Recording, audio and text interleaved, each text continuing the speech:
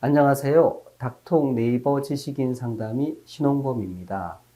이 코골이와 관련해서 어려움을 겪는 분들 중에서 코골이 방지하는 어떤 기구, 그중에 코골이 방지 밴드라든지 어떤 치아에 끼는 장치라든지 이런 장치들을 이제 생각해보고 고려해 보시는 분들이 이제 있을 수 있습니다. 이런 것들이 이제 도움이 될까? 궁금해 하시는 분들도 당연히 있으실 텐데요. 우선, 코골이 치료와 수면무호흡증 치료는 좀 다릅니다. 코골이는 생리현상이고요. 그래서, 의학적으로 질환이라고 생각하지는 않습니다.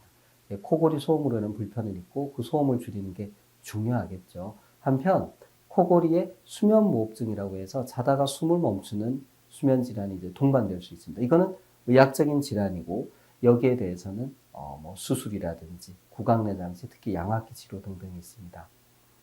그러면 우리 수술, 구강내장치, 양압기 치료와 코골이 방지 밴드, 간단하게 치아에 무는 장치의 그 효과의 차이는 어느 정도가 되느냐?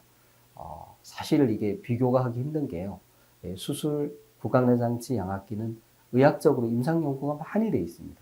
논문이 수백, 수천 편이 되죠. 그래서 명확히 알 수 있는데 코골이 방지 밴드나 간단한 치과적인 치과는 아니고 입에 끼는 그런 장치들에 대해서는 연구가 돼 있는 게 별로 없습니다.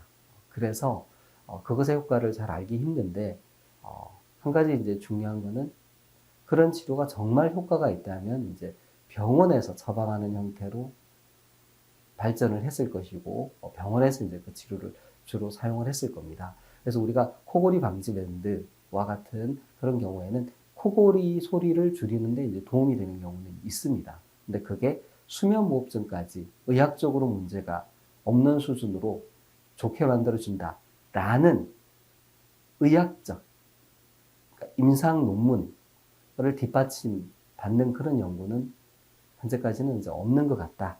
혹시 만약에 그런 제품을 이제 보시고 이게 효과가 있는지 이게 이제 궁금하실 때는 이 근거가 되는 논문이 있는지 그 논문에서 이제 뒷받침하는 그런 근거가 얼마나 확실한지 알아보실 필요는 있겠습니다. 어쨌든 코골이 수면무호흡증이 있을 때는요.